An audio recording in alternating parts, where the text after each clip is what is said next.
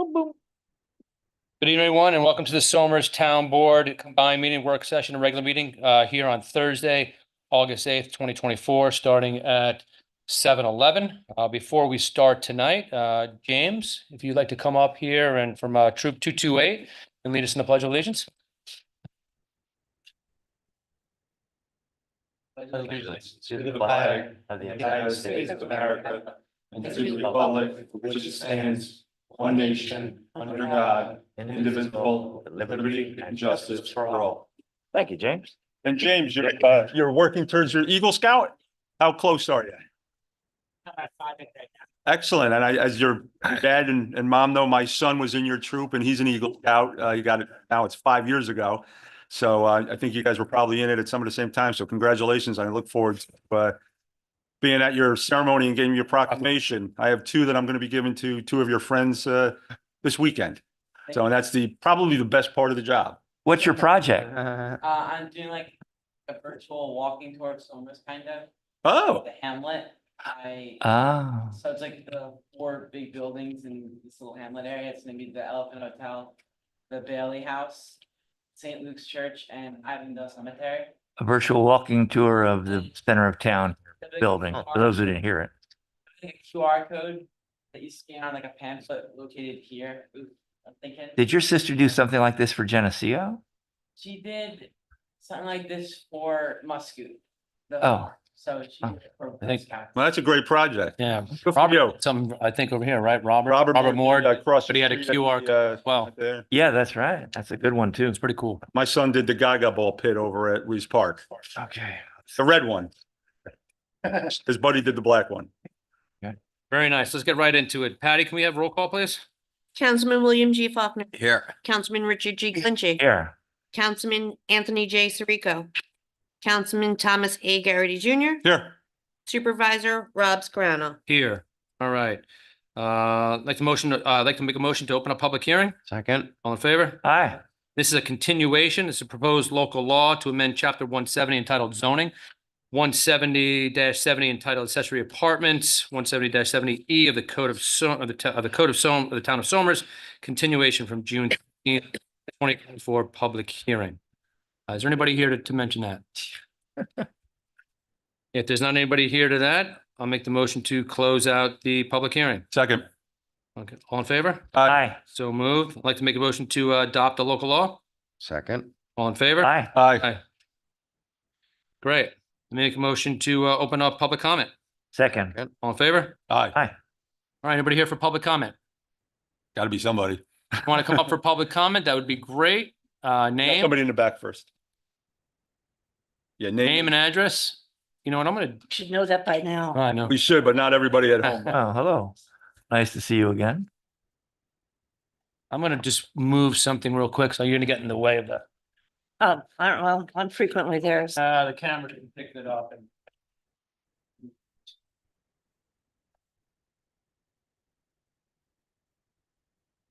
Rich. Okay, thank you.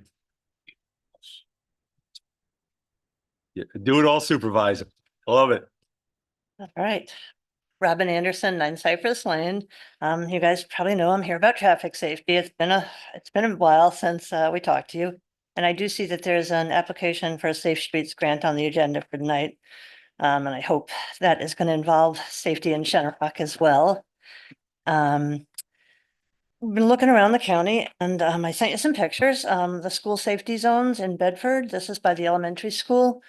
Sure. And they have a series of 7 speed humps, permanent speed humps all around the school. That's separate than the ones on Cherry Street, which Nick says are a school zone, but it's not. There's no school safety zones on Cherry Street in Bedford. There is a school. There's a Katona Elementary School is right off Cherry. There, as you drive down the road, there's no sign saying school zone and Okay. on that road. There is a school there. That's why. It's off of Cherry Street. It's To the not left. up Cherry, yeah. To the east, I guess. The next picture is park safety zones. This is on Curry Street in Yorktown. And I hope you can see it. It says park safety zone, the speed limit's down to 25. It's, fines are doubled and there are 2 permanent speed humps there to slow people down. It's a small park on Curry. I think that's a great idea. There's permanent speed bumps and humps all over the county. A lot of the cut through roads, Halleck's Hill Road in Yorktown Heights, that's a cut through. People go from 35 over to 202 and cut through that street. They have speed humps, permanent ones. Pound Ridge has them. Northfield Avenue and Dobbs Ferry has a series of. Many towns have implemented 25-mile-an-hour speed limits. I know all of those things we've been told we can't have here. Crosswalks. I know we were told that a crosswalk had to go from something to something. On Plumbrook Road here in Somers, it goes from one side of the road to the other side of the road. There's a sign, there's a picture of it here. There's nothing there. It's woods on either side. No, it's the trail. It's a trail. What kind of, is it a town trail? Is it It's an a trail. informal trail? Goes through. County trail? Oh, it's Town trail. down, but then it's Not the angle. paved or so- anything. Oh, it's Um, Bengal fly. Okay. One of Oh, I know which one you're talking about. Yeah, okay. It's on Plumbrook Road. Yep. Yep. Yeah, but it's connecting two sides. Oh, right. Right. That might be an exception. I don't know. And in front of the middle school, again, there's, it goes from one side of the road to the other side of the road. There's no sidewalks or anything there. It is in front of the school. We did take a look at traffic volume in Shinnorock. We actually physically counted cars going through. We filmed them. And you can see, over the course of 49 hours, we counted almost 1,900 cars. It's a lot of cars. You can see there's quite a few pedestrians. And what was most interesting about all of that was in all that time, of the 49 hours, I saw one police car, one that went past my house. And that's on Cypress, right between the clubhouse and the temple. One police car, one deer, quite a few pedestrians and bikes. What time of day were you out watching, or you just recorded the I recorded it, so 12 hours or 15 It- hours a day? some of them were for 15 hours. You can see one was from midnight until 8 PM the next day. One was from 10 to 10:30. You know, so it was, sometimes it was half-hour snippets, sometimes it was long ones on the camera. When we did the short snippets, we were recording speeds. Now, I know it's not official. We got a speed gun on Amazon. And we did test it out. Checked my husband's speed, which is often too fast. You can see like the mode speed was very reasonable. It was right around 30 miles an hour. But if you look at the graph, the blue is speed 30 or less. The red is 31 to 32. And 33 or more was almost 30% of the cars that we saw, including one I clocked doing 47 right in front of my house. You know, something needs to be done here. I don't know what. I think we need a traffic study. We've asked for it multiple times. Somebody is going to get hurt and something needs to be done. And I'm hoping that with the Safe Streets grant application, you have not left out Shinnorock. You obviously researched this very well and presented it beautifully. Do you have statistics, since you've gone through all this, of accidents, reported We've asked for that. We cannot get it. The police chief said he doesn't have it. The state troopers have it. We just can't seem to find it. I'm sure you guys could get it. I can't. Well, that would be an interesting thing to know. It would. 2 years ago, I did some research on just traffic safety in New York State, and Somers had the highest mortality rate of, I think the highest in the state. Somers? Yeah, I'd have to find that data again. Yeah. When we That would be- initially, when we initially Graph- met with. See that? Relative, It's in the- that was data, and of course, he said that wasn't true. But if you base it on per capita, right? So not overall number of accidents, we're not the highest, but if you look at percentage, Yeah, I understand. 100,000, right, then we were the highest. That- I'd have to find that. Sounds strange. But I could send it to you, Okay. find it. If you could, yeah. Thank you. All right, Thanks. thank you. Anybody else? Public comment. See. Thank you. Noelle Moriello, 17 Lounsbury, over in Baldwin Place. Good evening, Supervisor Scarano and members of the Somers Town Board. Thank you for your continued support as we work to combat the installation of a 116 megawatt lithium battery storage facility on 24 Miller Road in Carmel that borders Somers, New York, and others like it across New York State. As previously noted, their size and scope are reckless and irresponsible, given the potential for fires and risk of thermal runaway with their location so close to residences, schools, and commercial centers. I'm here tonight to urge all Somers residents, as well as the Somers Town Board, to answer Governor Hochul's request for input on the New York State Interagency Fire Safety Working Group's fire code recommendations as they pertain to the installation of battery storage facilities in New York State. The very need to call for such recommendations in the wake of last summer's fires in East Hampton, Warwick, and Lyme in New York is a powerful acknowledgement of the risk of fire that these dangerous facilities pose to New York State residents. Energy companies' responses that the means of mitigating these risks are not cost effective are a powerful reminder of their desire to put private profit over public well-being. And the governor's call for input is a powerful reminder to us all of the responsibility that we all hold in a democracy to research and do our own due diligence to ensure that our elected officials put their constituents' interest above politics and above corporate greed. The whole premise of this working group ignores the fact that these fire codes don't prevent fires, but rather only work to do damage control once the fires are already burning. The current recommendations don't make area residents safer, but actually highlight the very need to demand real recommendations that prevent these fires in the first place. And until they can do that, to stop these dangerous projects. Case in point, the recommendations for consideration hold that, quote, every best facility be equipped with an emergency response plan or an ERP. However, the recommendations offer zero insight into what an emergency response plan should be, only that there should be one. I ask that our Somers Town Board work in conjunction with other area local governments to give these safety guidelines careful consideration and make thoughtful and specific contributions to ensure the future safety of our town's residents and those across New York State. In just the past year, this area has endured earthquakes, tornadoes. We had a lightning strike in our backyard Saturday afternoon, and other forms of extreme weather that further exacerbate the already grave risks that BESS systems pose, making the need for real recommendations to that fire code a necessity. My own personal feedback is that until the state can prevent these fires from burning in the first place, these BESS systems have no place in New York State 200 feet from residences. I urge our town residents to share their own feedback. I urge the town to make this information readily available to residents and make public the recommendations that they offer to the state as well. In essence, we want the Fire Safety's Working Group's recommendations to actually keep us safe, as opposed to simply giving the appearance of keeping us safe. Interested parties are invited to submit comments relating to the draft code language by September 24th. That's just about a month and a wiggle from now. And we are all interested parties. One final point, in addition, Town of Carmel has a public hearing scheduled for September 18th to hear comment on the zoning portion of their comprehensive master plan, which can prevent future construction of Tier 2 BESS systems in Carmel and Mayapack.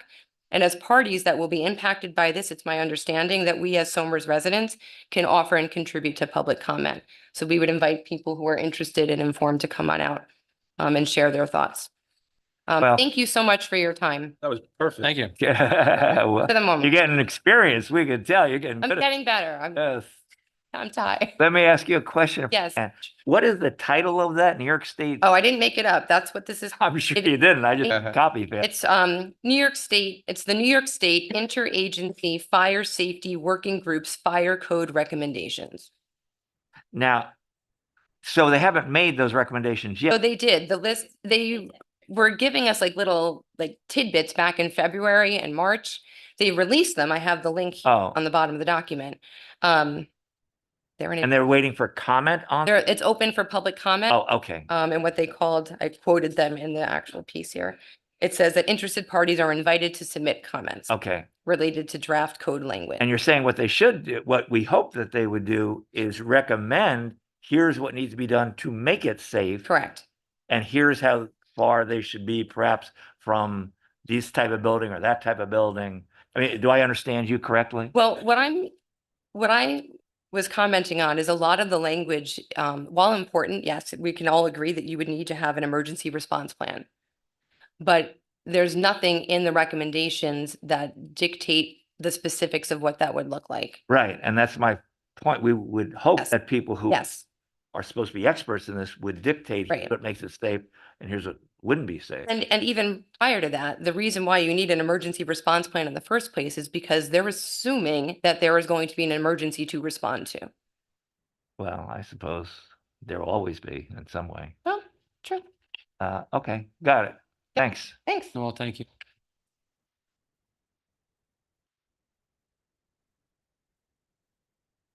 I know. Oh. Oh, look at that. Good afternoon, good evening, everybody. Mike McBride. I was able to speak before the Carmel Town Board about a month ago. And I was requested by some of the people who live up on Lounsbury to speak again down here.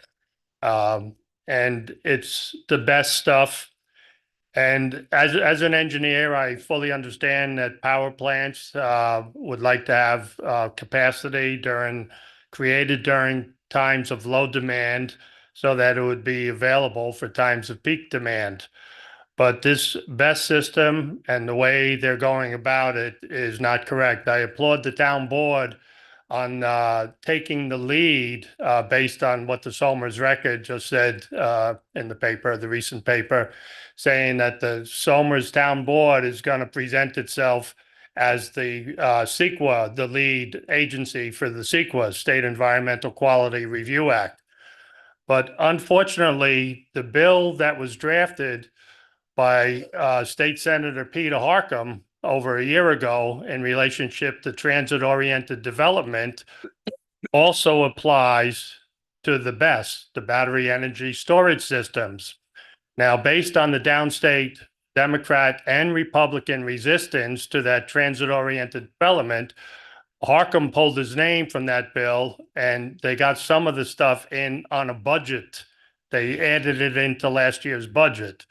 But I think one of the most important things on this is this whole BESS system and the transit-oriented development is they're trying to take away home rule. They're trying to take away, New York State is a home rule state. But according to this Senate Bill 7834, the transit-oriented development, which is any transit hub, which could be a bus stop. We don't have bus stops right around here, but down on 35, there are bus stops on 35 by the Four Corners there, Whitehall Corners. They could put apartment buildings up over there. And CEQA, one of the beauty of Somers is that there's so much of Somers is watershed. It's roughly 25% of Somers is watershed, and it comes under a whole bunch of strict environmental rules. It's one of the main reasons I moved into Somers. I think one of the main things we have to try to fight that elimination of home rule. But getting back to the BESS system, and this was given to me by a resident who lives on Lounsbury Drive, Roland Fiobroni. And it's, I can mangle any, Mike McBride can mangle any Italian. But it's from Letitia James' office, and it's back from last November. And it's entirely about the battery energy storage system and entirely about Miller Road up here. And little did I know, but under her office, there's a watershed inspector general. And there's a technical report included with this Letitia James letter, which was sent to the Town of Carmel Planning Board. And I presented this before the Carmel Board. And some key takeaways from that letter was that they recommended New York City DEP on October 23rd, 2023, recommends to the Carmel Planning Board that an EIS, environmental impact statement, be prepared. Number two, Letitia James on November 14th, 2023, supports the recommendation. Number three, anything greater than 10 acres, there is a presumption that the project is likely to have a significant adverse impact. Number four, this 116 megawatt, this is my writing, the 116 megawatt battery energy storage system plant, I'm sorry, this is back to the watershed inspector generals. May involve hazardous substances and fire and explosion risk that could impact the New York City drinking water. Now, throughout that multi-page report of the watershed inspector general, he goes on to talk about Amawalk and Muscoot and Croton, saying that it could have real significant impact on that. And it just amazes me that they can get away, unless some people wake up and say, oh, wait a second, I object to that they could contaminate New York City's water. I had to do major stuff. I had to put new filtration in at the state yard right next to Muscoot Farm because I serviced I had more than 45 employees down there in that one yard. So I had to do major work to satisfy I was within 75 feet of the reservoir. So I'm glad that the town board here of Somers is actively involved in this. And I just want the public to understand that their votes matter, and I will be working election day again. Their votes matter, and you got to get out. I don't tell people who to vote for. I just, strongly advise them to vote and to read and to understand what's going on and to be knowledgeable about who's doing what amongst the existing people in office and the potential people in office. Mike, could you possibly send that letter from Fish James down? Yes, So we could have that? yes. I'll impose on Patricia later, maybe. Thanks, Mike. Thanks, Mike. Thank you.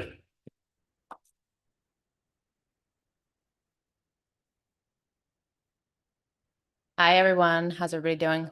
Good. Michelle Stewart, 14 Cornelius Lane, Baldwin Place, New York. So thank you, everyone. I don't know if you are all aware of this, but this town board, Mr. Skrana, you guys are trailblazers right now, okay? So there's two main issues, right?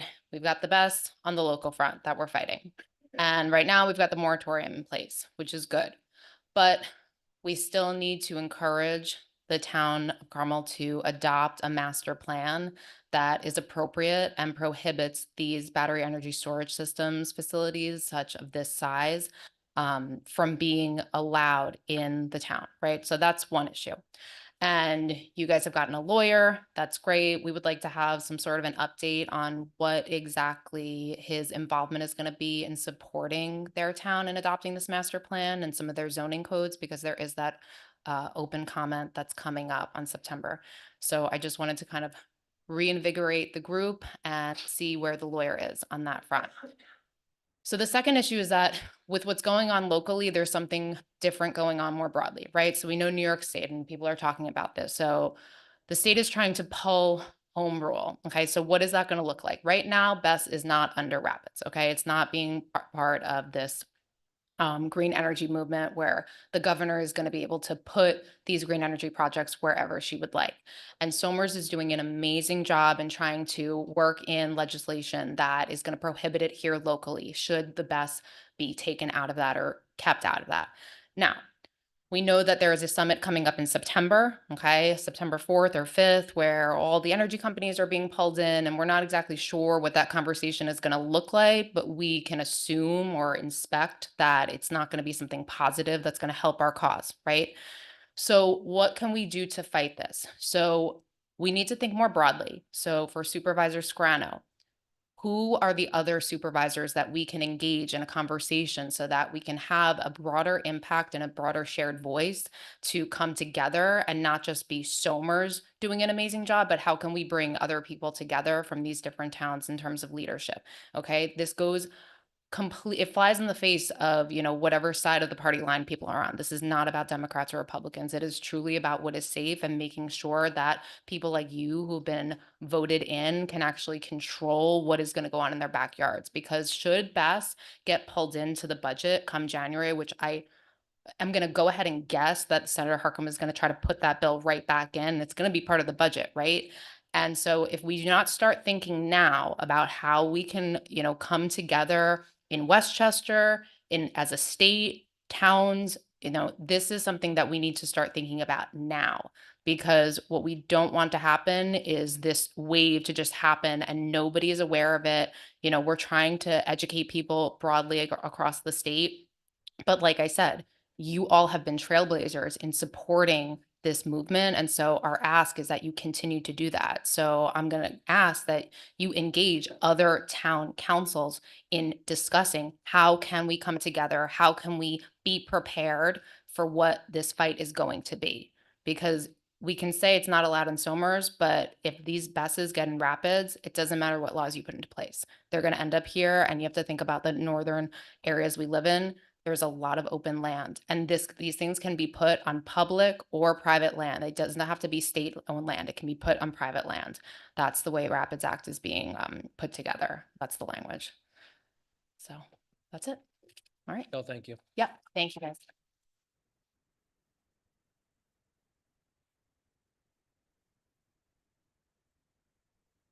Hello, my name is Stephanie. I live on Lounsbury. Sorry if this is a little repetitive, but good evening. Tonight I wanted to address the board regarding Governor Hochul's updates to the New York Fire Code that contains draft code language to address the recommendations found from the Interagency Fire Safety Working Group. This interagency working group was formed to address safety concerns following a series of fires at 3 battery storage system locations across New York State. The working group suggests that the draft code language includes updates and additions to improve coordination, safety, and emergency preparedness in the planning of these energy storage systems. These codes would apply solely to battery storage systems exceeding 600 kilowatts, and the uniform code applies in all jurisdictions without the need for local adoption. However, these current draft codes fall short of adequately protecting New York State residents and seem to insufficiently address several key safety concerns. Simply put, these codes fall short in several key areas: inadequate risk management for New York State residents, insufficient safety standards, lack of rigorous testing requirements, lack of emergency response prep, and limited stakeholder input. Given these shortcomings, it is imperative that town supervisors across New York State and local leaders advocate for necessary changes and revisions to be made to these codes. Comments relating to the draft code language will be accepted through the Notice of Rule and Development with the Department of New York State through September 24th, 2024. Every town supervisor, every local leader, every fire chief in New York State should be made aware of these draft codes. A unified voice from local leaders and representatives should urge revisions and additions to these codes to address these deficiencies, which would better safeguard New York State residents from the potential disasters that these battery storage systems can potentially cause. Lastly, I would personally like to submit my comments and concerns regarding these draft fire codes to the board, along with submitting them to the governor through the open comment period. I also would like to take a moment to thank you, Mr. Scarano, and all town board members, as you have been advocating for the safety of our residents from the very beginning. Your dedication and commitment to the residents does not go unnoticed, and we are all truly so grateful to have active leaders who listen and care. Thank you. Thank you.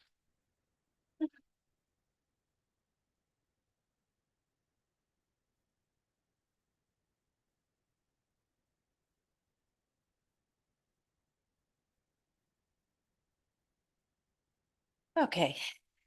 Good evening. I'm here tonight to bring to your attention that the Governor Interagency Working Group is now. Need your name. Oh, Christine Panos, 3 Lounsbury Ah. Drive. Is now taking public comment on the updated fire codes they have drafted for the placement of BESS facilities. The codes are inadequate and do not provide the safe setbacks from schools and homes.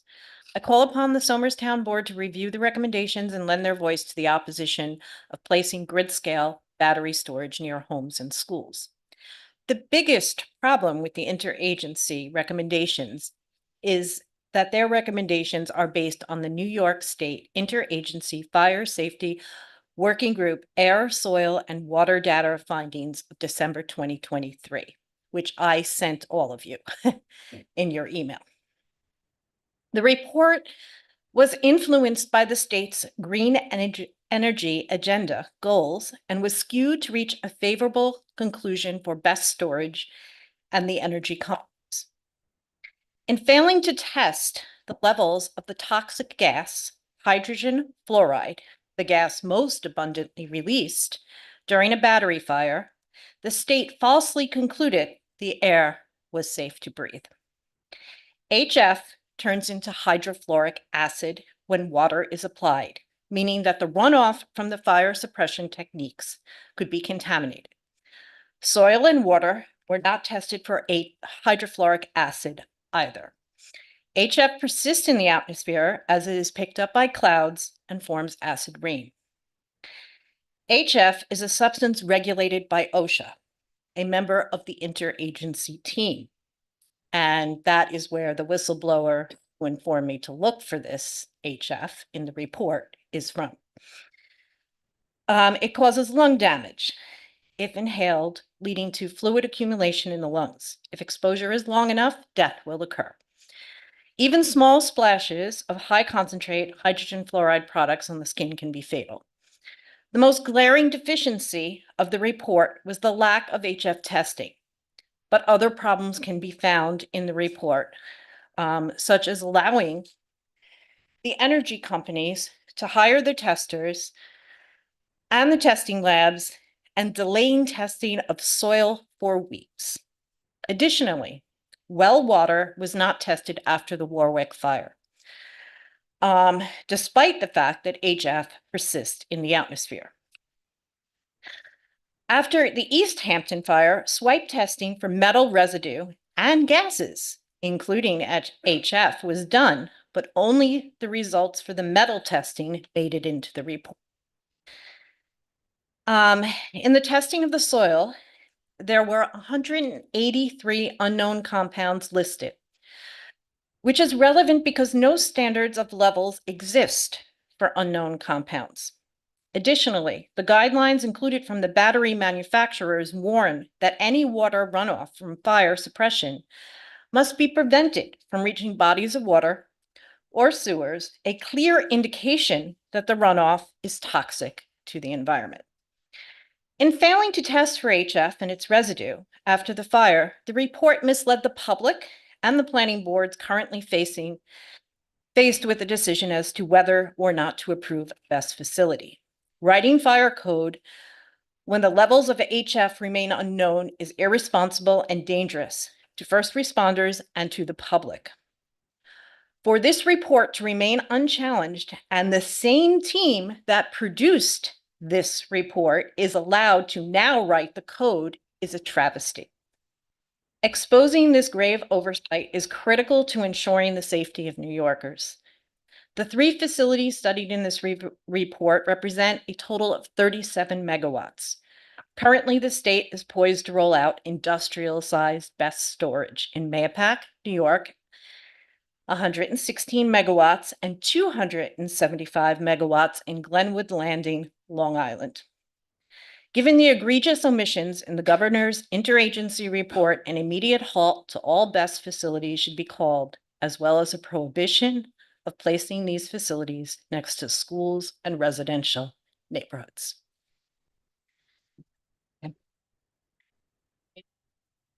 And you said that was I'm sorry? 220 in Glenwood Landing, 275 megawatts. 275? Yeah. Massive. Did you submit your comments also as? I submitted I have 7 comments. That's a summary. And to Mr. Faulkner, I gave you every comment. So you have, I have a page-by-page analysis of the 523-page document. So you submitted your 7 points. Your 7 points. You have the governor's report, the 7 points, this statement. That was in your email yesterday, right? Yes. Okay, yeah, okay. And then this morning I emailed you all of the full report. I can I have email you. your email from yesterday. Okay. Yeah, and I can email you the full report, my full analysis. Be awesome. It's a grave oversight that you're allowing the team that did this report who failed to test for HF now write the fire code. How do you send firemen into a fire and they know that it's HF that's produced, but they don't put it in the fire code? You were a chemistry teacher, do I remember correctly? No, I'm a former history teacher. Teacher. Well, they're always the best. But I had a chemistry teacher help me go through it. And she's the one that found the missing swipes. It's in the legend of, so they took soil samples And you have swipe kits for that. Mhm. And they left it in the legend of where they took the soil samples from, the gas samples, but it never made it into the results section.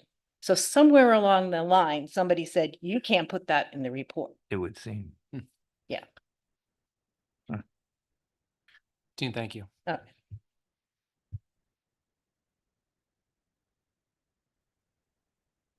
I'll be quick. It's large font and we've heard. So, my name is Scott Moriello. I live at 17 Lounsbury Drive. Thanks for your time and support. Just to reiterate, this interagency fire safety working group that the governor formed it was a reactionary thing. It was designed to make people directly impacted by these systems to feel better about their safety. The irony is that this working group only exists because BESSes are not safe, as evidenced by 3 fire incidents in New York last year, and that this working group does nothing to make them more safe.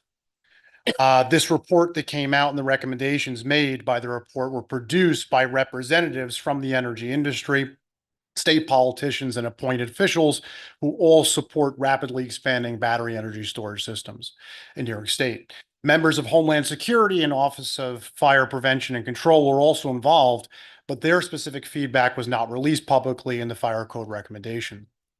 The fact that Energy Storage News, right, a publication created by a conglomerate of energy companies, published the fire code recommendations with the headline on July 30th, quote, New York Fire Code updates to provide added best safety and standardization, shows just how hypocritical these recommendations are. These recommendations will do nothing to prevent the fires that happened last year in New York State. So for example, like the 2008 recession and the housing crisis that happened, it would be like asking the banks that failed to write regulations to try and make sure it never happens again. That's what's happening here. So it's concerning. Community members in Somers, Westchester County, and all their counties in New York State need to do 2 things. 1, comment on these recommendations made by this working group. Tell them that this does not make us safer. 2, contact your local and state representatives and let them know frequently and in large volumes that you will not tolerate a large-scale BESS to endanger your neighborhoods and businesses. Thank you. Appreciate your time. Scott, is there a Yep. deadline on that? For the Bonds for the comment? September. September 24th, Yeah, right? yeah, yes. Yeah, thank you.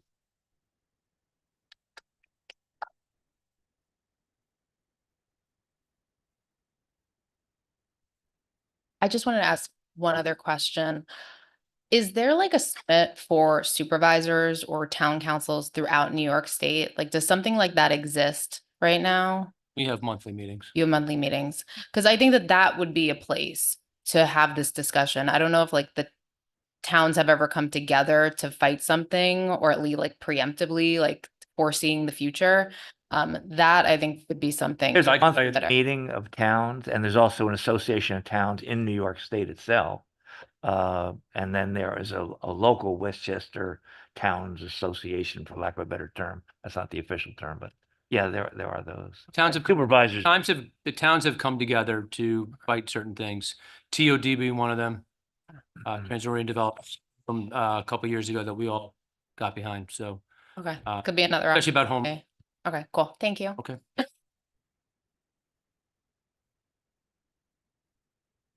Anybody else? Come on up. Never complete without you, Tom. How you guys doing? Good. Tommy Smith, 15 Carpenter Place. I saw on the agenda that you're gonna have a thing about a speed bump. We went through that last year, and this road here is a lot more heavily traveled. Just referring it out. It's just referring, Tommy. Got to go through the process. You have to go through the process. If it's a request comes in, we have to go through the process. We have to go through the proper channels. I was going to explain that too, because I know some people have questions about that, especially with everything that we went through. But it's the proper procedure and the proper channels that we have to refer it out when we get a request in. Okay, so I'll come back another time complaining. You All come right. back as much as you need, you're talking about. All right, thank you. Thanks, Tommy. Anybody else?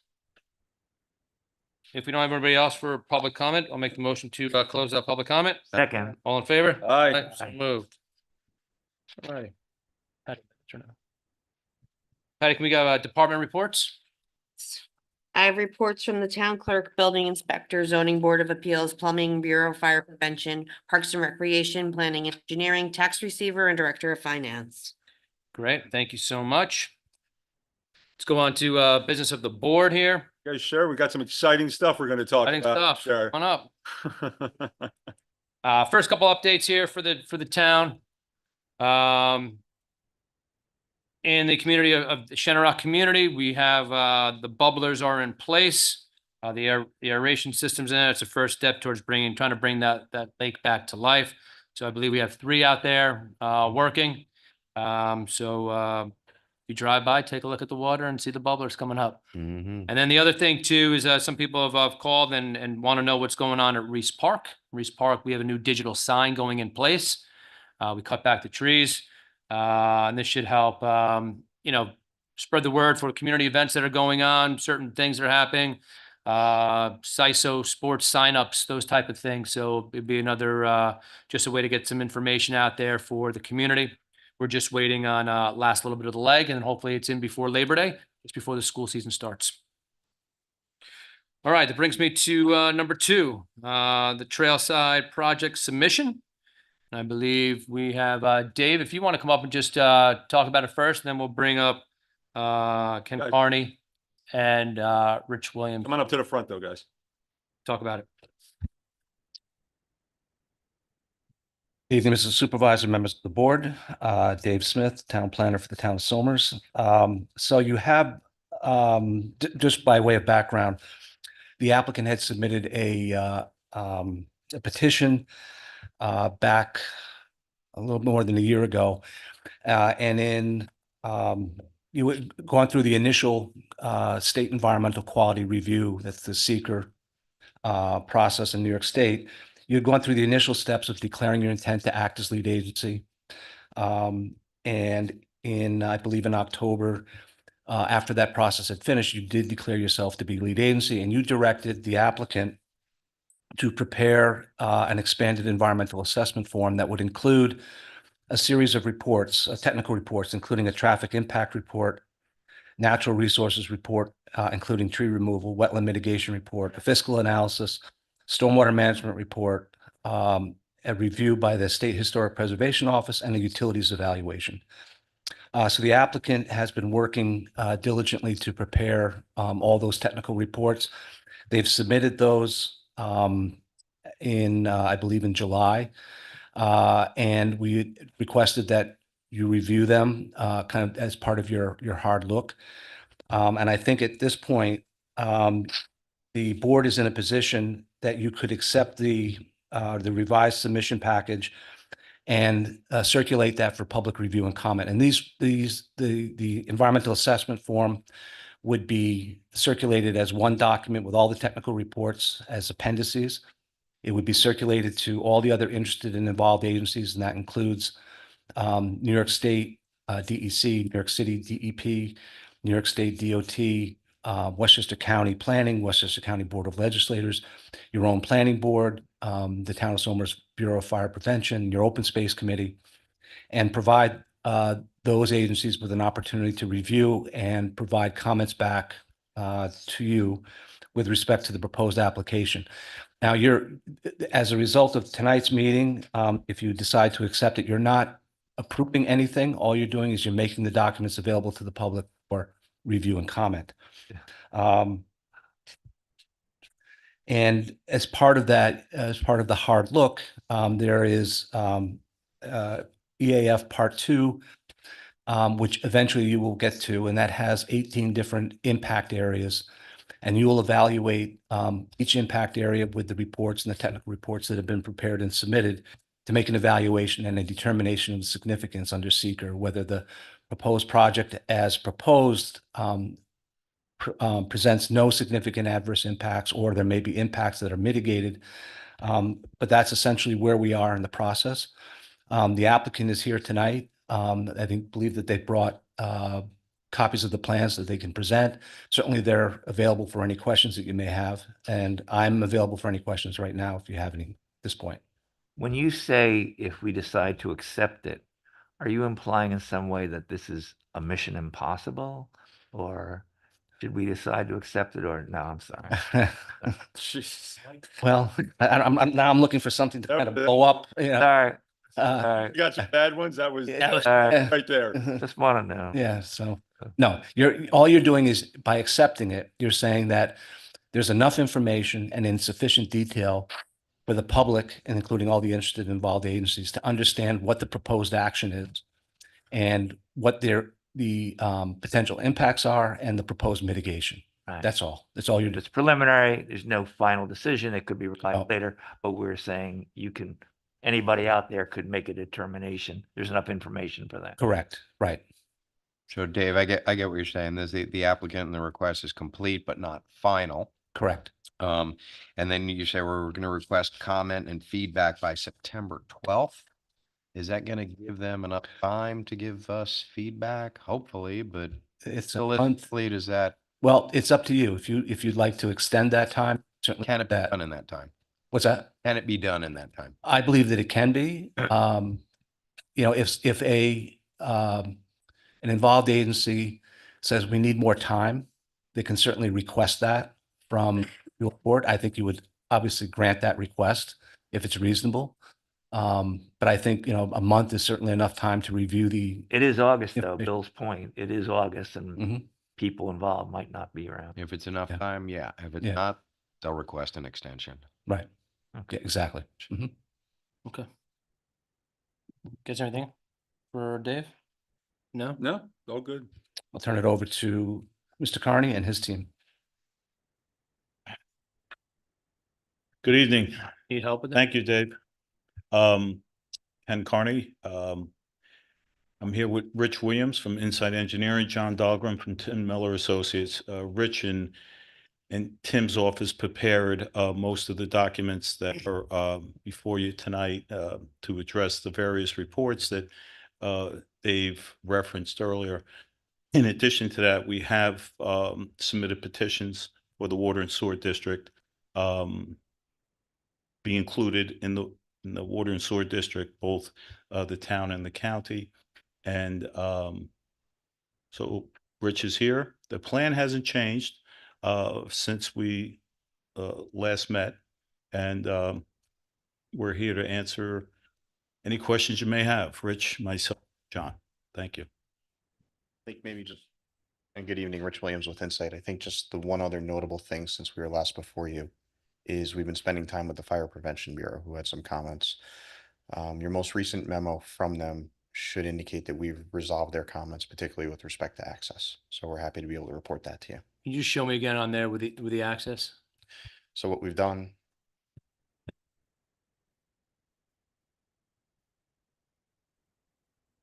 is created a looped access through the property so that in the event the road needs to be shut down or there's a firefighting operation, there's still a secondary way to get residents out of the development.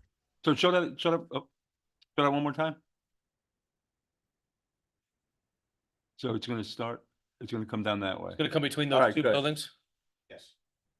And I know the fire department had some issues, but I saw the memo, so that's good. Well, that's pretty. Thanks, Rich. And when it's dormant, There's no how do you lock it up? Mission involved. Simple chains or Bill- access road? Because There'll be breakaway gates. A lot of times there'll be a Knox box on the gate for the fire department.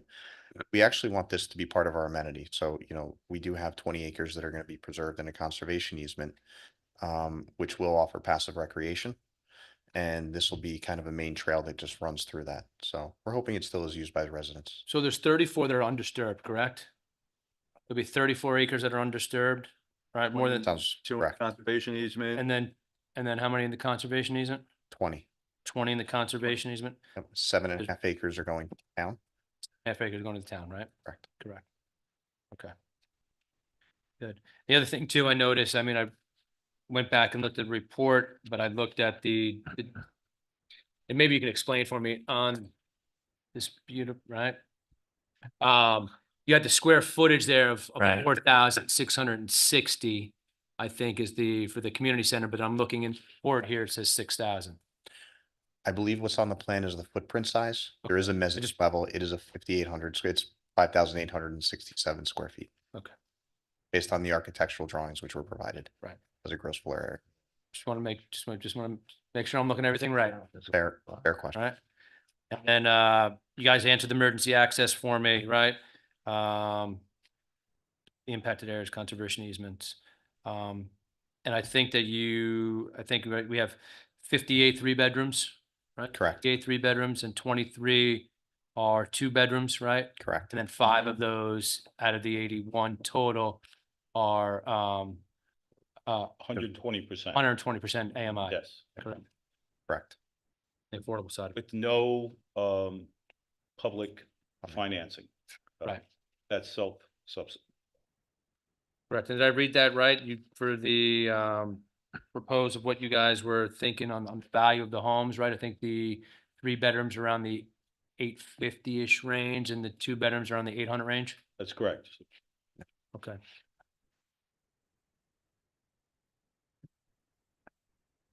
My wife wants one, so Sean may have to give her a break, so there might be a caveat. You and I had spoken and we've Yes. spoken here about the community center Yes, and the size of it, which of course I've advocated for making it longer. And I believe that we had agreed that you're going to set it up in such a way that should you come into much more money, you would benefit of the town. But should that unfortunate occurrence not happen, that we would be able simply to basically remove a wall and then expand it out. And I believe we also had, I'm just checking on this, had said that you would ask your architect to draw it in such a way that we could just take that plan and That's say to correct. some benefactor or some community member, something someplace, or when I hit the lottery, all we got to do is take that plan and we can extend this out. So this interior size, which could be used for basketball, would be open to a full court. that's correct, Council. Okay. And the side I was thinking about was what's that? South side? The side facing going down. That's what you had So we'll have to indicated tap this out, another like- time, that facing down toward one, but whichever Right. whatever works. But we will, our architect will design it that way. We will submit that plan to you. And if somebody wants to verify it, that's fine. If we have to change it, we will, but it will be set up in a way that it's easier to expand it at that time. Good. I just want to check the understanding that. Yes. Yes, thank you.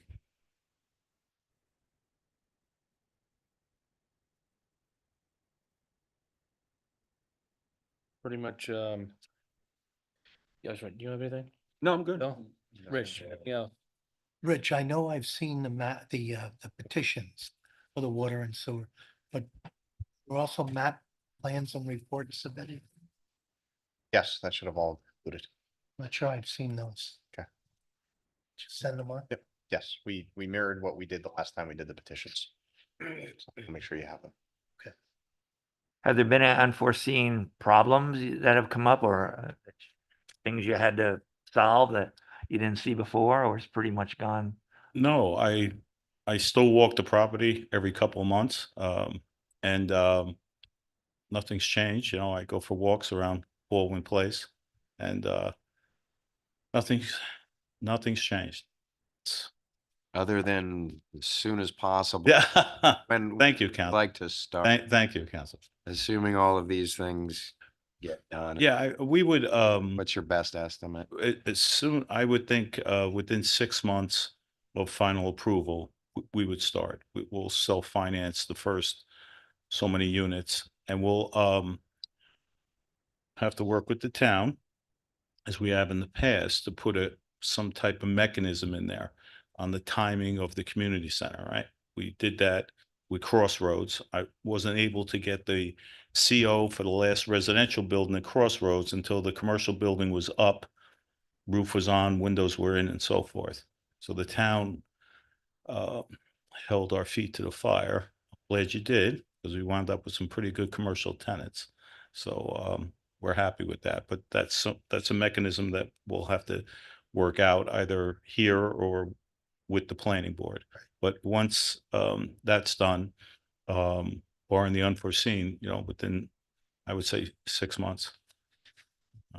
So, And all your approvals are in with the county. The county's all on board with this? yes, yes, we've had discussions, and from those discussions came the request for the 5 units at 120%. It was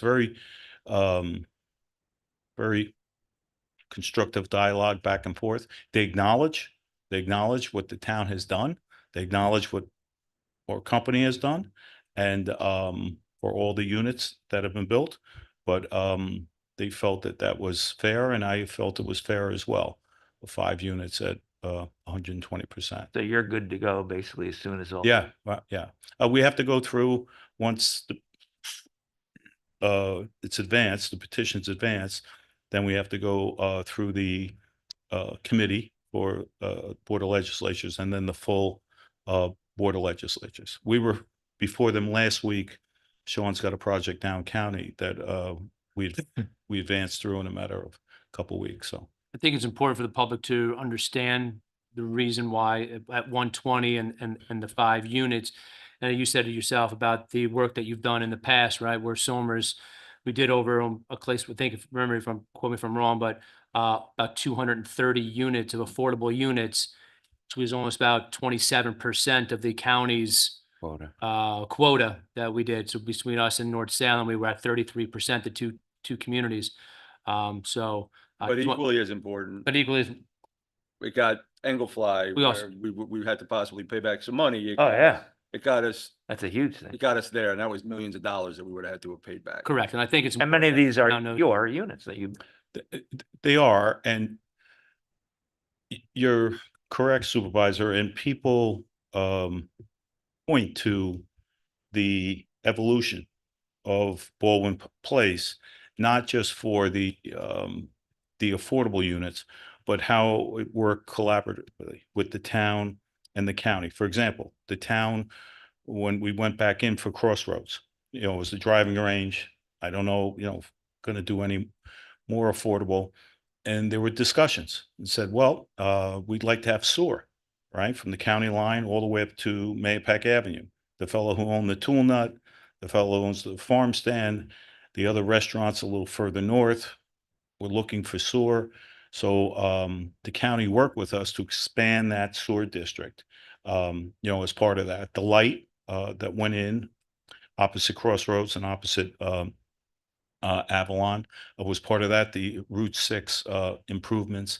So, and the sidewalks and the connectivity, it's people point to it and they say it worked, right? Everybody worked together, and it worked, and it's where I go to work every day. I look forward to it until Sean changes the locks. I'll keep showing up. And the next question that people are going to always ask is the traffic studies, right? Is there anything that you want to touch on when it comes to the traffic studies on that nature? Just because, there's adding more units up there and a little bit more density, and how the traffic study plays into a part of it, and what you guys have found out through. Sure. John can talk about it, and Dave can also talk about the different thresholds that we looked at, right?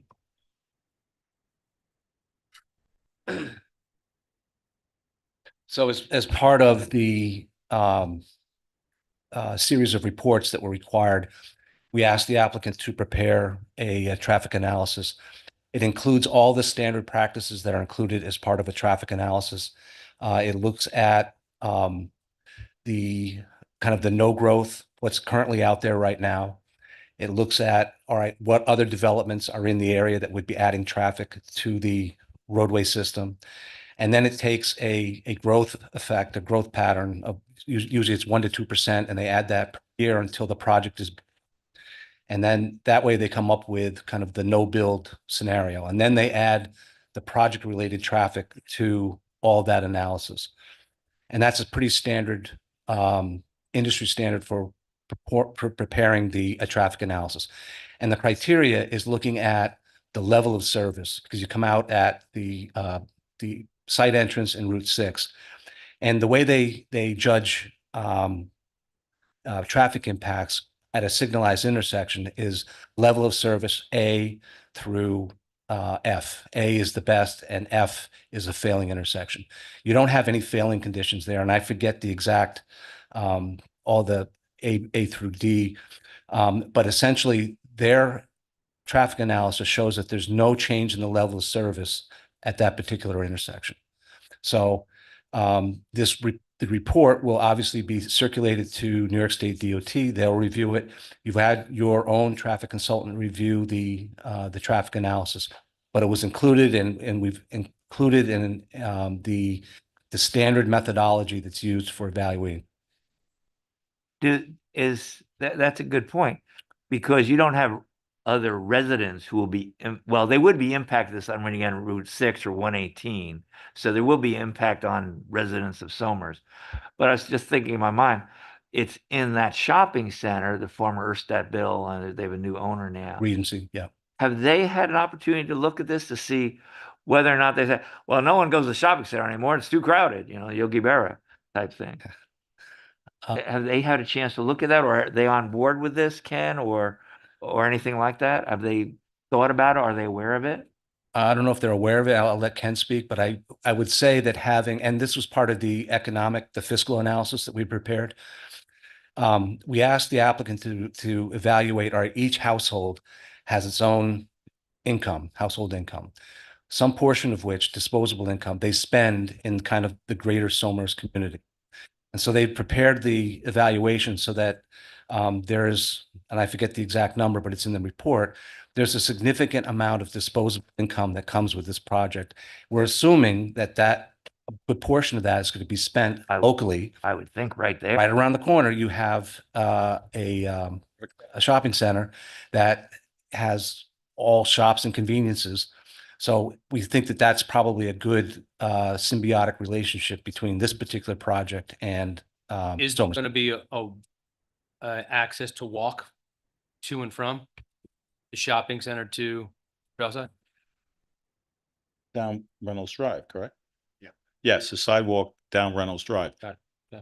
Rich, back to your question. I agree with Dave, and we feel that we also own a commercial building, not as big as Somers Commons, but we feel that our businesses, the businesses that rent from us, will pick up. Greens is doing very well. Bobo's is doing very well. We just rented another store to a restaurant, and they're starting work. And we think that everybody wants to walk today. So I think good. The connectivity from there to walk over the restaurants, and I do think, retail is soft. Retail, it's soft, and we blame Amazon, right? And we filled Crossroads during a period when most people were running away from retail. So there's our neighbors have done a good job of filling the vacancies but I think that they will embrace, and they will embrace, as Dave says, the 80 some odd units with substantial amount of disposable. Were I one of the businesses there, I think I praise it too. Say, all right, we got more business. It seems to have worked out here, right? Yep. With the Chicos and everybody else. Yes. That it seems.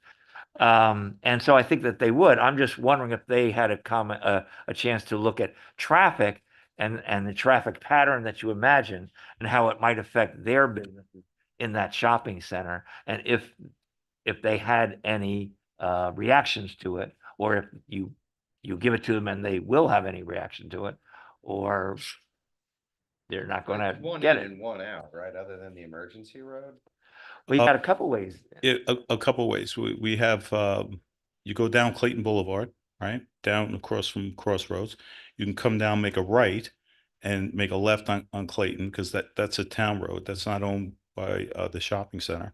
You could go all the way around, which I tend to do, behind Stop and Shop, and go around, and then you hit the parking lot for the rail trail. You can go down Clayton Boulevard and make a right by the bank, by Chase, right? And then there's two ways out. You can go out to Route 6 there, or you can go out over to Route 118. So there's, and I've used them all. But once you get into the development, other than the emergency road, there's one in and one out. There's one, in right, From there. that's it. you got- Yes, that's right. That's right. And I think that's one of the things that will make this very attractive to people. So in your opinion, there's not going to be really any harmful impact upon It's gonna, traffic in the shopping? it's gonna be positive. Good. You gotta say something?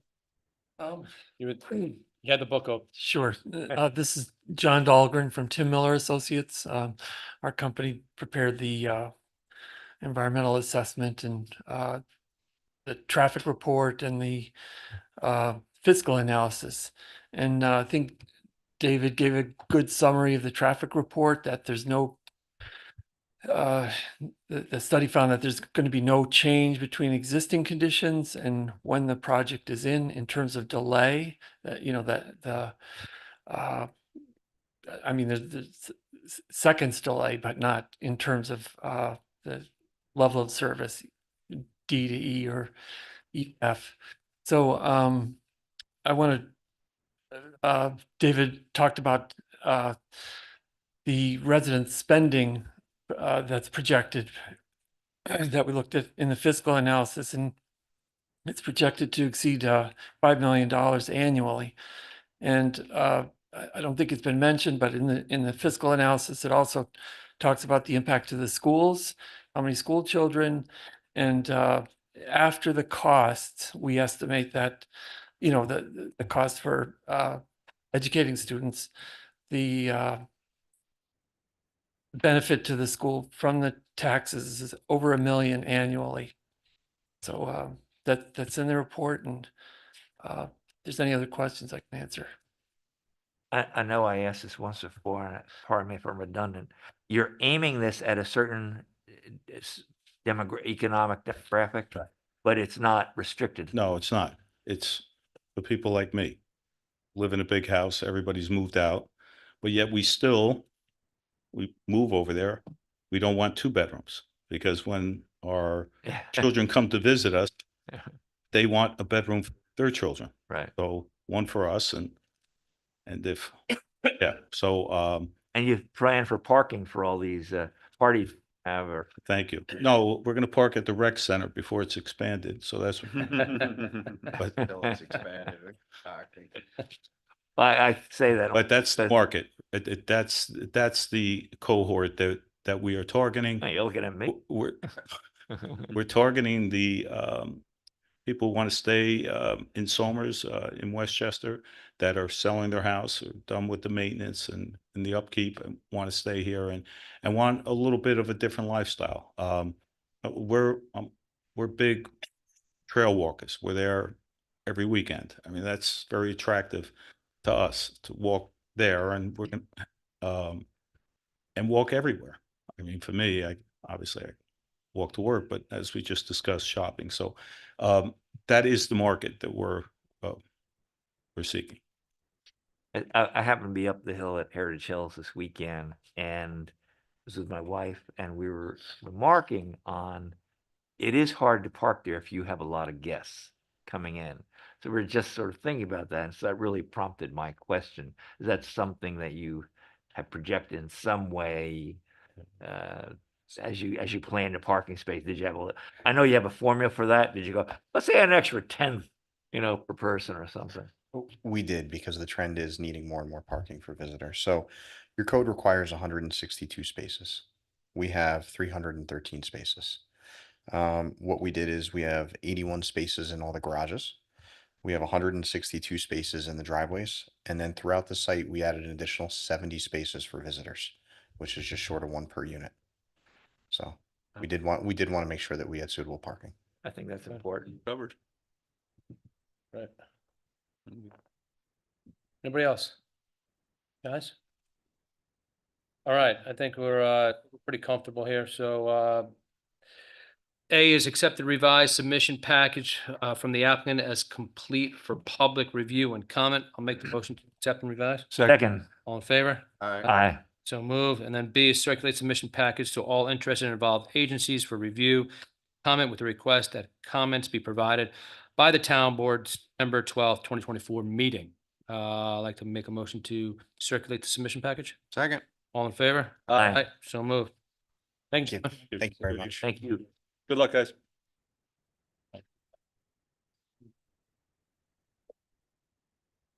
All right. Mr. Robbins. Number 3 on the list here for tonight.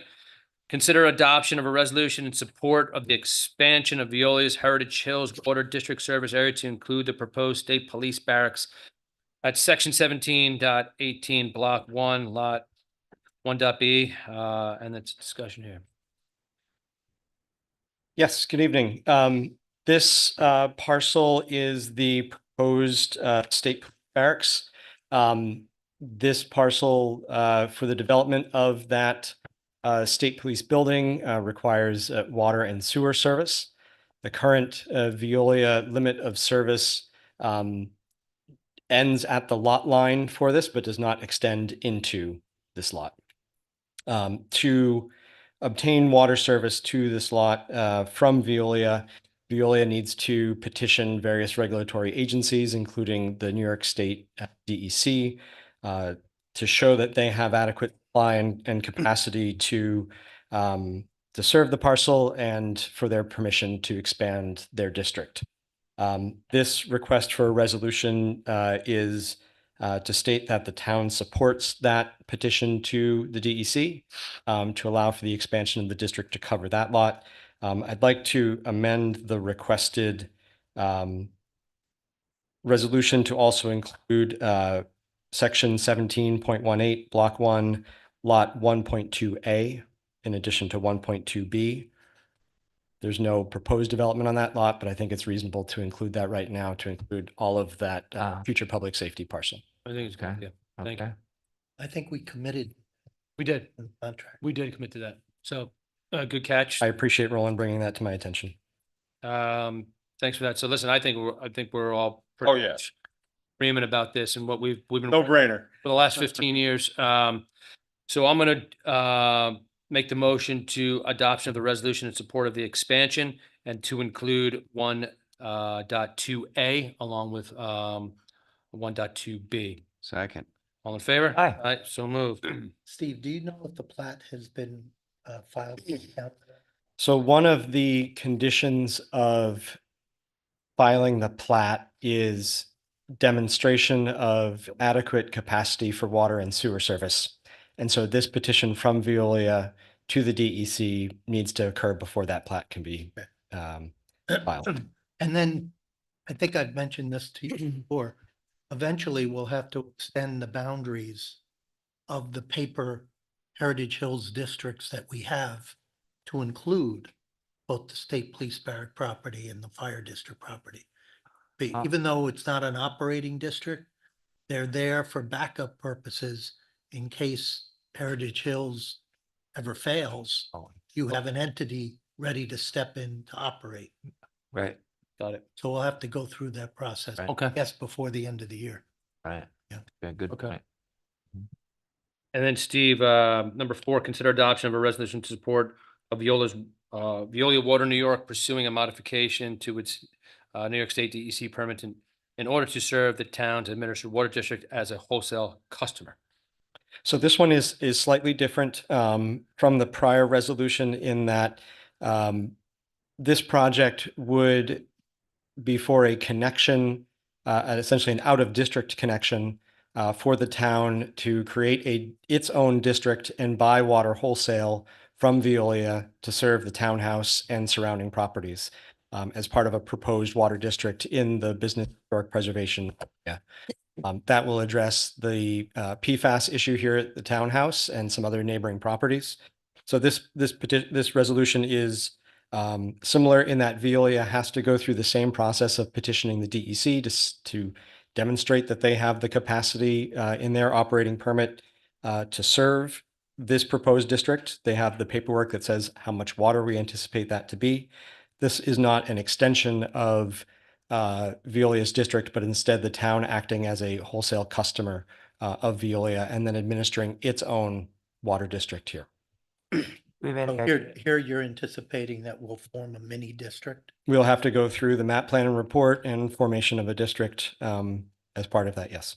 Do we have any estimate on the gallonage that this would require or take away from what's being done over there? Or in addition to it? When you How much, take- how many gallons? What's the capacity that it's going to use? We estimate it to be about 40,000 gallons per day. And how much do they produce or down the street at their? Their current operating permit is, I believe, on the order of 800,000 gallons per day. Okay. Yeah. It's 5%. So, no, just remember to remind the public to serve the water here. We did get funding, WIA grant funding and also congressional fundings to do the project. And that's why we're going through these necessary steps. I'll make the motion to adopt the resolution in support of Veolia Water New York pursuing modification to its New York City DEC permit. Second. All in favor? Aye. So moved. Steve, I have you on here for one more. Yes, you do. So I am going to flip the page here, just have Steve, because you might have to get home. Got a couple kids there. You might home to bed. And then, no, Or he might not. or he might not. And that will just, I'll have you talk about F here, authorize supervisor to execute the Woodard and Curran Professional Engineering Services proposal to provide construction administration services related to the crosswalk and sidewalk installation at the Chico/Heritage Hills intersection and a sidewalk at the northerly side of Bailey Court not to exceed 28,000.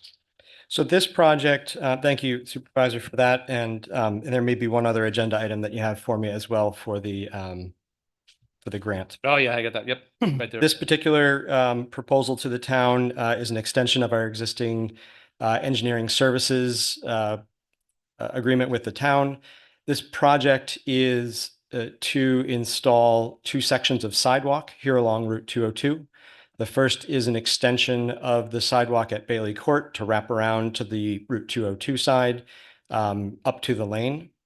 And the second is the installation of a crosswalk, a pedestrian signal, and a length of sidewalk essentially from the Heritage Hills entrance at the set of lights in front of the DeChicos and the Heritage Hills entrance to the shopping center entrance on the north side of Route 202 there. Those 2 sections of sidewalk were designed by 2 other engineers as part of the various projects happening along Route 202. The town's role here is to actually make the improvements. DOT has been involved and has granted their approval for this. We've met regularly with the permit engineer and she's aware and in favor of this. The police chief is in favor of this project as well. So this scope of services is to provide oversight for the construction work being done on behalf of the town and in accordance with the requirements of the New York State DOT to have full-time professional oversight while work is being done in the state right-of-way. That's great. Good stuff. Do you happen to know offhand why we didn't extend that sidewalk originally around Bailey Park? I don't have the answer. They asked me that, like, I don't know the answer. Ran out of money. I don't know. So what we'll do here, I'll just, I'll make a motion to authorize you to execute the Curran Professional Engineering Services proposal. Second. All in favor? Aye. So moved. And then I believe you were correct that we have number D on that same page, page 3. The application of all required documents for the Safe Streets for All grants to provide funds for the development of an action plan that provides a holistic, comprehensive strategy to improve roadway safety and reducing or eliminating roadway facilities not to exceed $300,000 with a required 20% match. And that is from you, dated July 31st, 2024. Correct. The Federal Highway Administration, among other agencies, has a grant program. They call it Safe Streets for All. There are 2 categories of grants that can be given in this program. The first is essentially a planning grant, which is what we are applying for here. And the second type of grant is an implementation grant. Once you've determined what the appropriate project is, you can apply for funding from the Federal Highway Administration to implement those improvements. Obviously, with respect to public comment here and in many prior town meetings. There's been comment from the public. There's awareness, I think, among the town board and the police chief, as well as the state police around concerns around traffic safety here in town.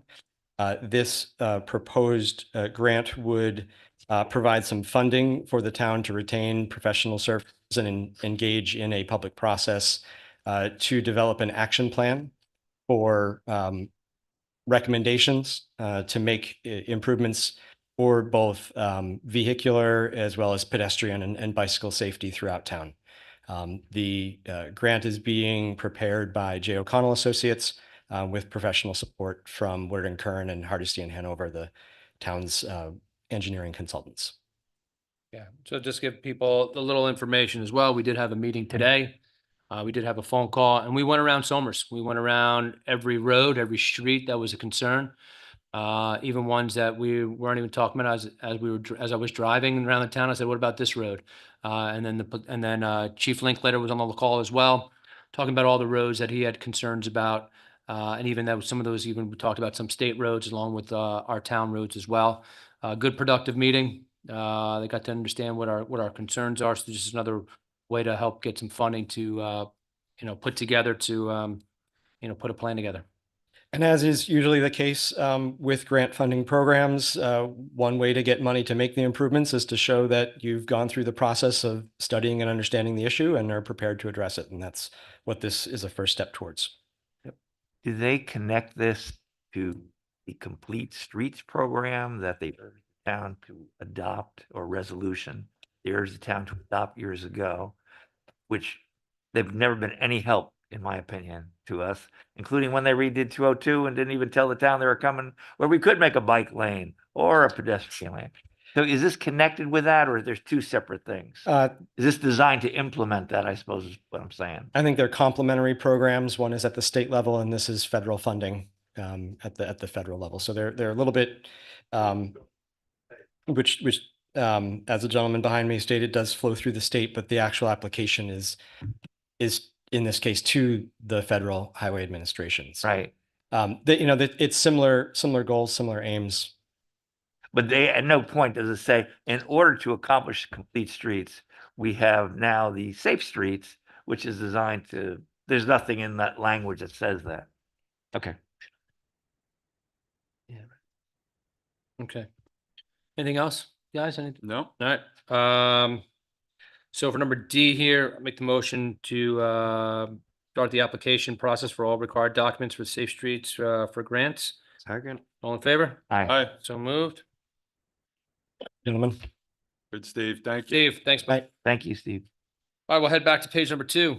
Fellas. Number 5, request permission to purchase a new Toro 50 zero-turn mower from Brady's Power Equipment, not to exceed $3,899, from dated July 12, 2024, from Frederick McQuillan, Superintendent of Water and Sewer. I think It's pretty self-explanatory, right? I don't need to explain it. They just they mow the lawnmower. That's all they need. Off the state bid list, I presume, right? Yes. Yeah.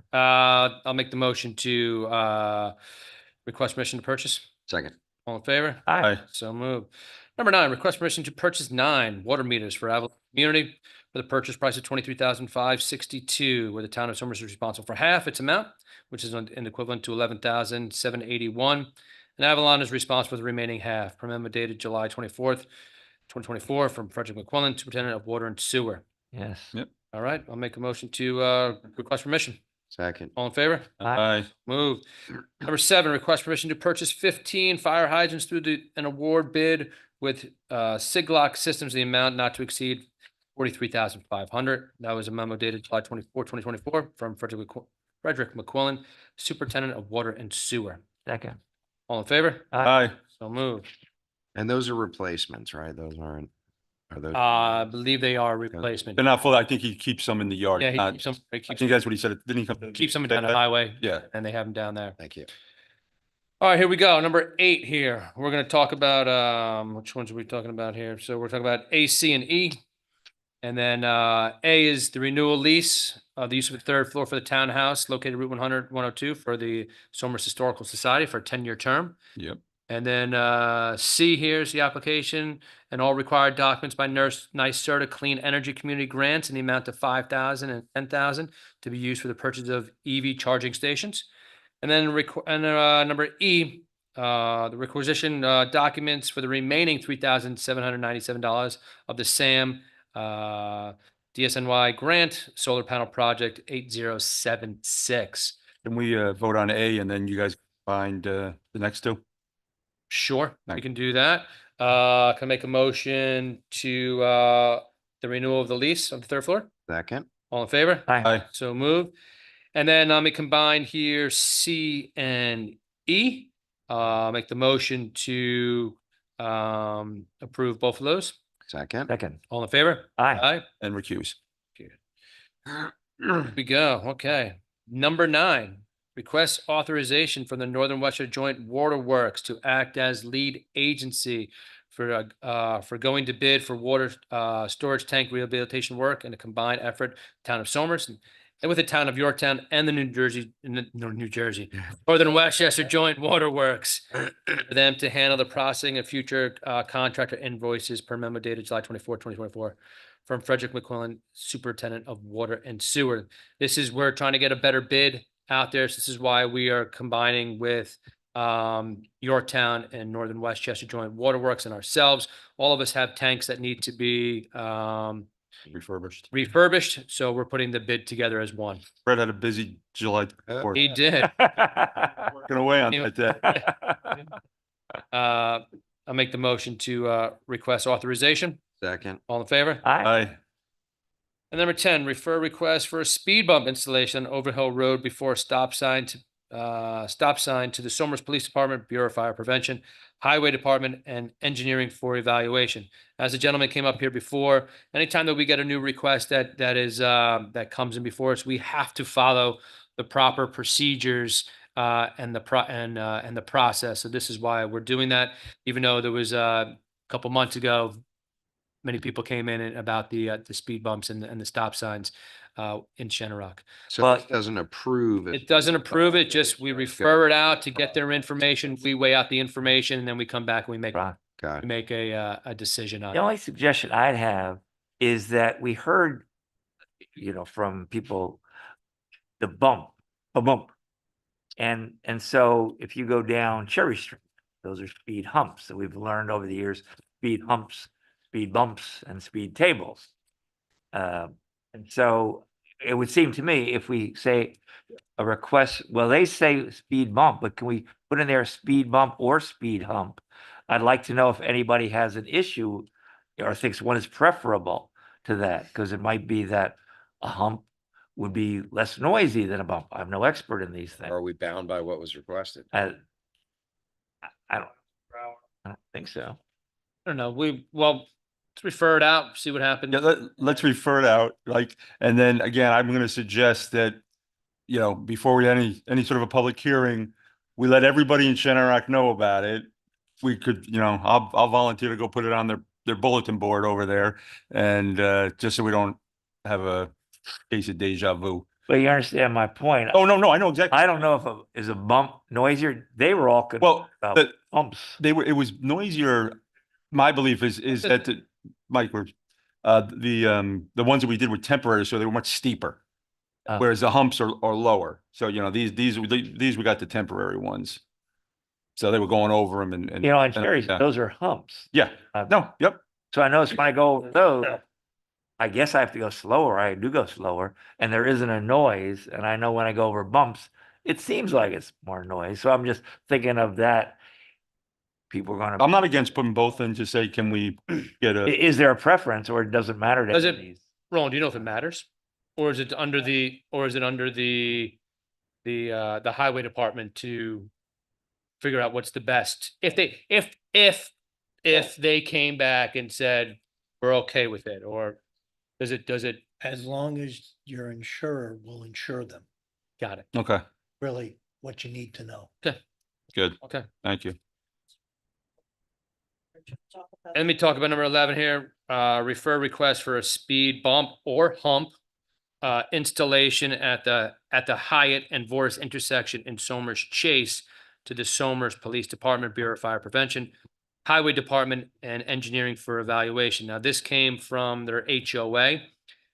Even though it's in right. Somers Chase, Right, right. I believe Hyatt is a town road and Voris is in the HOA, and that's why they requested it here. Right. We had the resident ask us first. I said, please get me some information from the HOA first.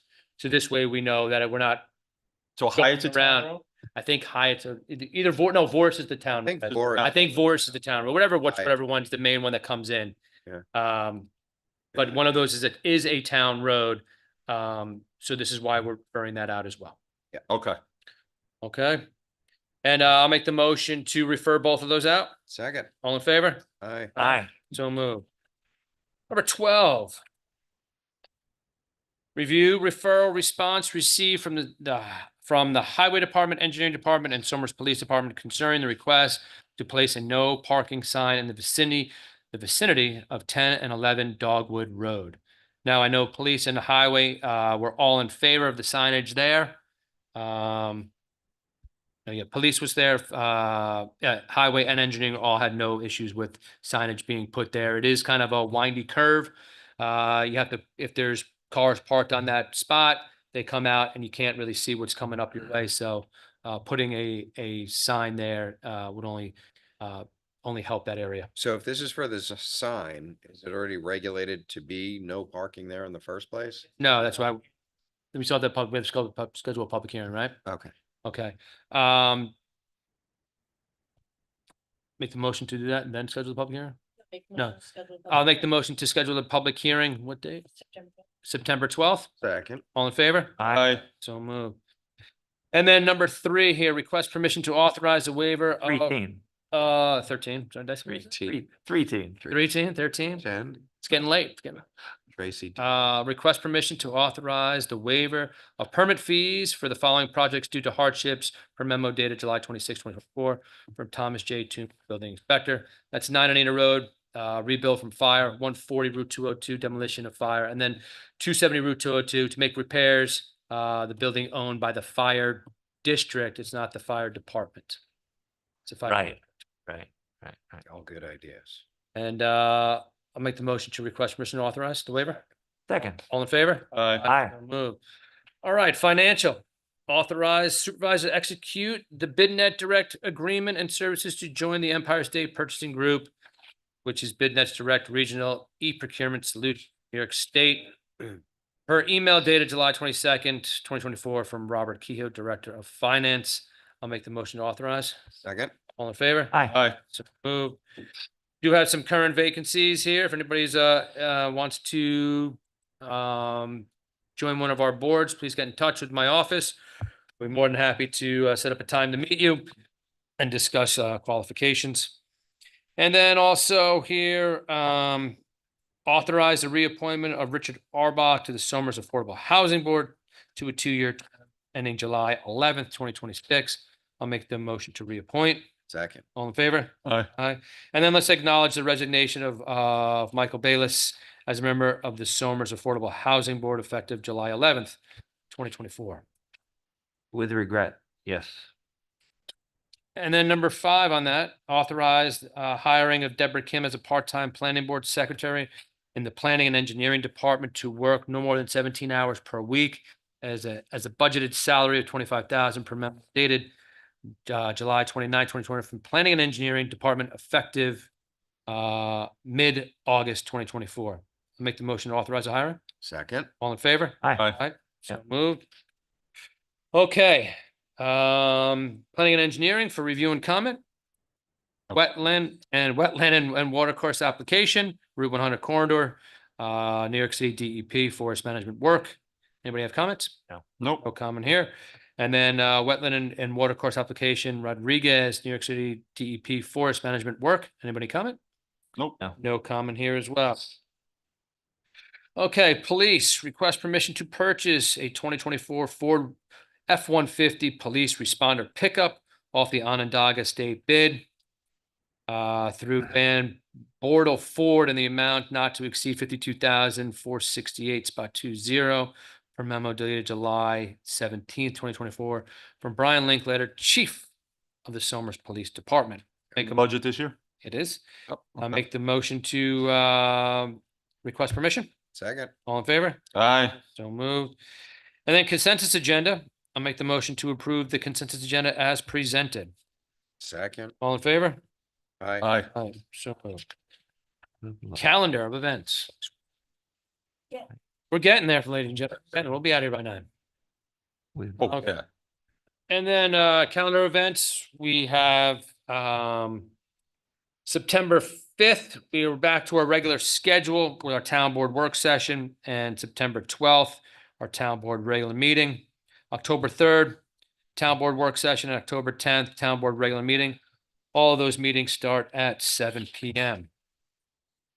We do have some other announcements here. The Somers Energy Environment is looking for new members to help make our town more energy efficient. You can contact Denise Shermer at the office, at her office, and the committee meets monthly on the second Tuesday at 7 p.m. Scam phone calls are targeting our seniors. Seniors are often vulnerable to con artists who call them and try to sort all sorts of tricks. If you are suspected that you received a fraudulent call, notify your county's Department of Consumer Protection Rights at 914-995-2155. Assembly Matt Slater's with Putnam Community Action Partnership backpack drive, and that is going until tomorrow, the 9th. Our backpack bin has been filling up here in the town hall. You can drop it off here at town hall if you're watching this, if you want to get a backpack for some needy kids, and it helps over 300 kids in need. This is not for that, share closet. A couple years ago down in Portchester, we collected them and brought them down. No, it's not for that. No, Whatever, I forget what was the name of it. no, I don't know. It's not. It's not. They didn't send a request yet. No, it didn't. But hopefully, if you want to follow up and see if they are going to, that'd be. There it is, right there on the board. Look at that. Oh. All right, Somers Golden Sunset Series, and that's presented by Somers Parks and Rec. Times will vary. Yeah, so check the website for the Sunset Series. Wednesday, August 14th, that is next week. Family movie night in conjunction with the Somers Chamber of Commerce. 8 p.m. Lower Reese Field. They're watching Space Jam: A New Legacy. Bring blankets and chairs, and I'm not sure if they're going to do the video that Grace Zimmerman did about the Elephant Hotel, about the old bet and the statue of that. Town of Somers blood drive, have another blood drive here. So the last one was a great success, September 3rd, 2024, and that's from 1:30 to 7:30 right here at Town Hall. First annual St. Joseph's Parish Fest. That's September 6th through 8th, 95 Plumbrook Road. Celebrate Somers, September 21st. That's 10 a.m. to 3 p.m. And that's Somers Town Center. And that is by the Chamber of Commerce.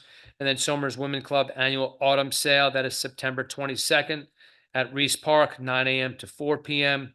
And then we have the Westchester County Mobile Shredder coming back to Somers here. And that is October 22nd. Always a fan favorite.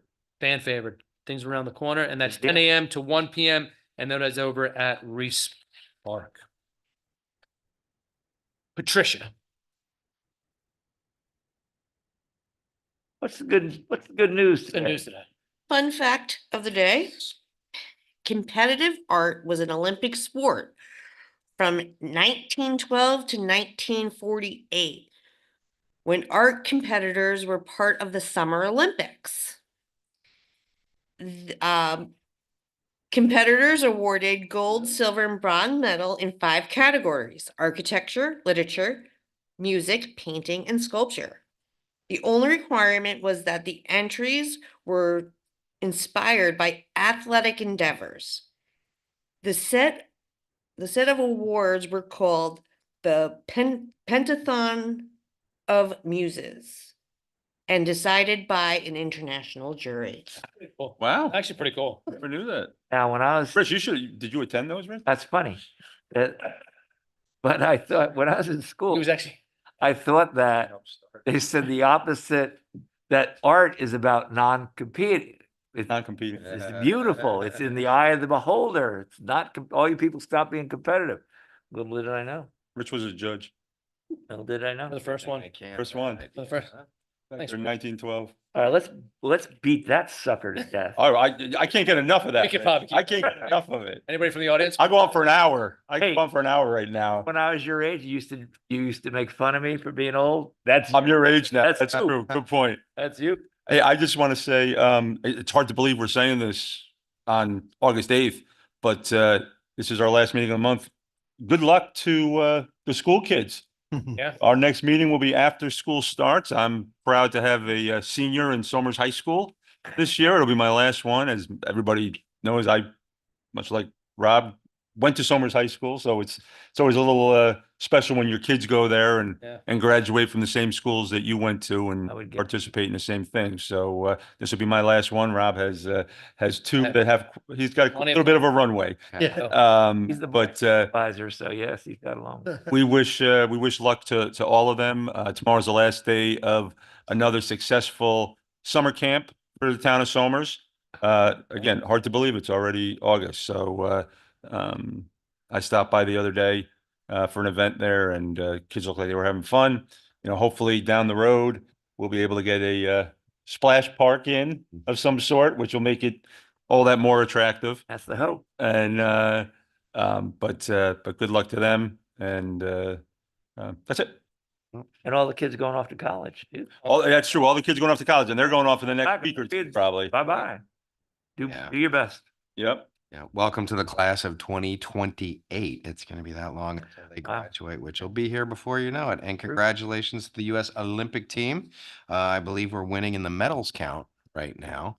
And there might be something going on Saturday, Rich, 3:30-ish in the Olympics. game. Oh, I think that's the. I don't know if we're in it. I didn't look. We're in. We're in. The. And He told us. France. See, What's this? okay. See, Basketball. I recorded it. You better be. Look at it. I mean, Now you're now if we're going- not in it, then They They were came- down. They came back. Oh, you didn't Came They were back. down by two. You didn't watch it. I want to. Yeah, thanks. Will you be able to stay up tonight and watch it? I recorded it. Yes. Rich, anything? just don't give them a glass of hot milk. No. Football starts next week for the young, for the boys, for Repeat. not for the high school, but for the kids grown, Youth. the youth. Thank you. That's the youth. And then also Bill, congratulations, man, on being the new president of the Somers Yeah. Lions. Thank you. It's going to be an Uh, exciting year. We're going to do a lot of good, and we're going to be reaching out to new members and some dormant members as well to really bring the club even bigger and better than I'm what. sure you'll work hard and do your very best. Thank you. And I have nothing else tonight, so I'll say have fun with the football. It's one of those, coach, I know supervisor coaches football, and it's one of those things that when you're doing it, you're like, oh my gosh, it's cold out here, it's late, it's every day. And then when you don't do it, you go, geez, I wish I was out there being cold and that it was late and I could do it some more. Mm-hmm. So have fun with it. thanks. I got 2 more years with Brady, and I got and then Peyton with her flag football. We got probably got 4 more years or so. So It's all fun. It's great stuff. Great stuff. Some of flag football in the Olympics, you know. yeah, it's pretty. Actually, we're headed down to a tournament this week NFL. for players. flag football. Are you? Down in Pennsylvania, yeah. So we'll be down there for flag football. So they're doing an unbelievable job here in the town of Somers and Yeah. spreading it out to the youth and the girls' youth. Yeah, they have a league that goes on like during the week, right? Yeah, I see it we're- on the we're- calendar. Pretty. Yeah, good for them. That's great. Go to school or just, No, they just play sports. Do sports. Peyton, I know. So They were third grade dropouts. yeah. Somers education. We're good. If nothing else, I'll make the motion to close out tonight's meeting. Second. All in favor? Aye. Aye. So moved.